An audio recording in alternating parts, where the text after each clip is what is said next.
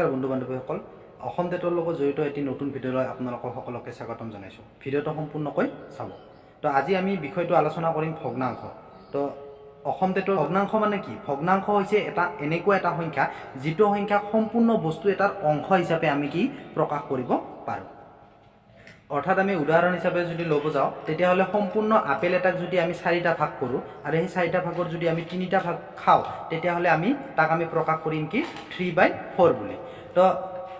এক কথাত ক'বলৈ গ'লে আমি p/q আকাৰত থকা সংখ্যাবিলাকক আমি কি সংখ্যা বুলি ক'ব পাৰোঁ ভগ্নাংশ বুলি ক'ব পাৰোঁ ইয়াতে যিটো p অৰ্থাৎ ওপৰত যিটো থাকে সেই ওপৰত থকা সংখ্যাটোক আমাৰ লব বুলি কোৱা হয় আৰু তলত যিটো থাকে তাক কি বুলি কোৱা হয় হৰ বুলি কোৱা হয় এতিয়া এই লব আৰু হৰৰ বিভিন্ন ধৰ্ম অনুসৰি ভগ্নাংশবিলাকক বিভিন্ন নামাকৰণেৰে নামাকৰণ কৰা হৈছে এতিয়া আমি ভগ্নাংশৰ প্ৰথমটো প্ৰকাৰ হৈছে প্ৰকৃত ভগ্নাংশ তো প্ৰকৃত ভগ্নাংশ কোনবিলাক অৰ্থাৎ প্ৰকৃত ভগ্নাংশ কাক বোলে তো প্ৰকৃত ভগ্নাংশ হৈছে সেইবিলাক ভগ্নাংশ যিবিলাক ভগ্নাংশ তোমাৰ লবটো সৰু হৰটো ডাঙৰ অৰ্থাৎ ওপৰত যিটো থাকে সেইটো তোমাৰ কি হ'ব সৰু হ'ব তলত থকাটো কি হ'ব ডাঙৰ হ'ব সেই ভগ্নাংশবিলাকক কি বুলি কোৱা হয় প্ৰকৃত ভগ্নাংশ বুলি কোৱা হয় আৰু ইয়াৰ বিপৰীতটো হৈছে অপ্ৰকৃত ভগ্নাংশ অৰ্থাৎ যিবিলাক ভগ্নাংশ তোমাৰ কি লবটো ডাঙৰ হৰটো সৰু সেই ভগ্নাংশবিলাকক কোৱা হয় অপ্ৰকৃত ভগ্নাংশ তো ইয়াৰ পিছত নেক্সট আহিব কি মিশ্ৰ ভগ্নাংশ মিশ্ৰ ভগ্নাংশটো হৈছে এটা গটা সংখ্যা আৰু এটা প্ৰকৃত ভগ্নাংশক যদি আমি যোগ চিহ্নৰ দ্বাৰা অৰ্থাৎ আমি যোগ কৰি পেলাই লিখোঁ তেতিয়াহ'লে তাক কোৱা হ'ব মিশ্ৰ ভগ্নাংশ তো মিশ্ৰ ভগ্নাংশৰ পিছত নেক্সট আহিব আমাৰ কি সমতুল্য ভগ্নাংশ তো সমতুল্য ভগ্নাংশ কোনবিলাক সমতুল্য ভগ্নাংশ হৈছে সেইবিলাক ভগ্নাংশ যিবিলাক ভগ্নাংশক আমি কোনো এটা ভগ্নাংশৰ একে সংখ্যাৰে পূৰণফল হিচাপত লিখিব পাৰোঁ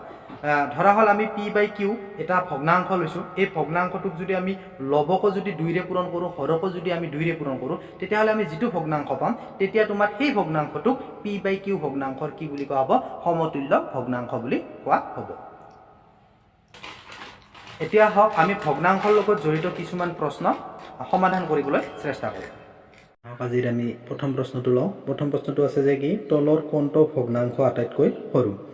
আমাক ভগ্নাংশকেইটা দিয়া আছে ইয়াতে আমি ভগ্নাংশকেইটা দেখিলে আমি গম পাম যে গোটেইকেইটা ভগ্নাংশ কি প্ৰকৃত ভগ্নাংশ তাৰোপৰি ইয়াৰে গোটেইকেইটা তলৰ হৰবিলাক সকলোৰে কি একে হৈ আছে তো গতিকে এই ভগ্নাংশকেইটাৰ সৰু ভগ্নাংশটো উলিয়াবলৈ হ'লে যদি হৰবিলাক যদি একে থাকে তেতিয়াহ'লে অকল লববিলাক চাব লববিলাকৰ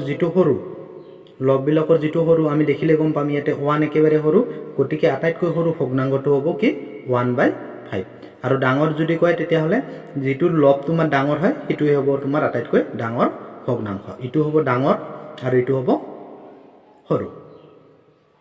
নেক্সট যদি আমি ইটো ভগ্নাংশ লওঁ ইটো ভগ্নাংশ ল'লে কি হ'ব ইয়াতে আমি দেখিলে গম পাম যে এইবিলাক গোটেইকেইটা কি অপ্ৰকৃত ভগ্নাংশ অৰ্থাৎ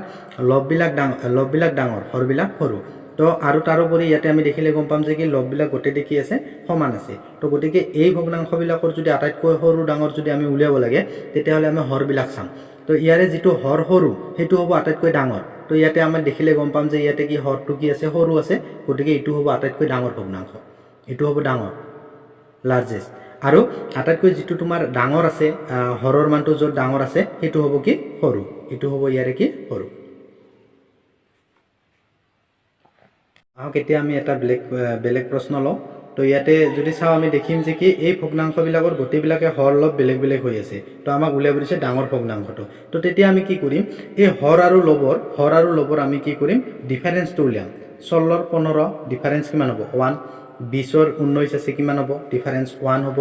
ইটোৰো 1 হ'ব ইটোৰো 1 হ'ব অৰ্থাৎ আমি দেখিম যে ইয়াতে কি গোটেইকেইটাৰে ডিফাৰেঞ্চটো কি আছে একে আছে অৰ্থাৎ হৰ আৰু লবৰ ডিফাৰেঞ্চটো কি হৈ আছে একে হৈ আছে তেতিয়া কি কৰিব তেতিয়া ইয়াতে যিটো সৰু ওপৰত চাব ওপৰত যিটো সৰু আছে গতিকে সেই ভগ্নাংশটো যিটো সৰু আছে সেই ভগ্নাংশটো কি হ'ব আটাইতকৈ সৰু ভগ্নাংশ আৰু যিটো তোমাৰ কি আছে ডাঙৰ আছে 34 আছে ইয়াতে 34 আছে গতিকে এই ভগ্নাংশটো হ'ব কি ডাঙৰ ভগ্নাংশ নেক্সট যদি এতিয়া ভগ্নাংশবিলাক অপ্ৰকৃত হয় অৰ্থাৎ লবটো ডাঙৰ হৰটো যদি সৰু হয় তেতিয়া কি হ'ব ইহঁতৰ মাজত ডিফাৰেঞ্চটো আমাৰ কি হ'ব 1 1 গোটেইকেইটাৰে 1 তেতিয়া কি হ'ব ইয়াতে যিটো লবৰ মান সৰু সেইটো ভগ্নাংশ হ'ব ডাঙৰ যিটো ভগ্নাংশত লবৰ মানটো সৰু হৈ থাকে সেই ভগ্নাংশটো হ'ব কি ডাঙৰ ভগ্নাংশ আৰু যিটো তোমাৰ কি হৈ থাকে লবৰ মানটো বেছি সকলোতকৈ বেছি সেইটো হ'ব তোমাৰ কি আটাইতকৈ সৰু ভগ্নাংশ আমি নেক্সট আমি এটা বেলেগ কুৱেশ্যন লৈছোঁ। এই কুৱেশ্যনকেইটাত আমি চাম ইহঁতৰ মাজৰ ডিফাৰেঞ্চটো হৈছে কিমান 4, মাজৰ ডিফাৰেঞ্চ 5, এইটোত হ'ব মাজৰ ডিফাৰেঞ্চ 5 আৰু এইটো হ'ব কি মাজৰ ডিফাৰেঞ্চটো 5 হ'ব। গোটেইকেইটাতে কি হ'ব ডিফাৰেঞ্চবিলাক 5 হ'ব। তো এতিয়া আমি যদি এতিয়া ডিফাৰেঞ্চবিলাক আমাৰ যিহেতু একে নাই ন, এইটো ডিফাৰেঞ্চ কিমান হ'ব 4 হ'ব। এতিয়া আমি দেখিলে গম পাম যে কি ডিফাৰেঞ্চবিলাক যিহেতু কি একে নাই, তো গতিকে একে নাথাকিলে আমি কি কৰিম, এতিয়া আমি এই ডিফাৰেঞ্চৰ ওপৰে ওপৰে ওপৰৰ সংখ্যাকেইটা লিখি দিম। ইয়াতে কি আছে 8 আছে, ইয়াতে কি 9 আৰু ইয়াতে আছে 11। তো এতিয়া আমি কি কৰিম চাব, এই 4ৰে 7ক হৰণ কৰিম। 4ৰে 7ক হৰণ কৰিলে আমাৰ 4ৰে একবাৰ যাব 1, প্ৰথমতে লিখি ল'ম এটা এটা সংখ্যা। ইয়াৰে 5ৰে 8ক কৰিলে কিমান যাব 1, এইটো লিখিলোঁ। 5ৰে 9 কৰিলে 9 কিমান বাৰ যাব 1, আৰু 4ৰে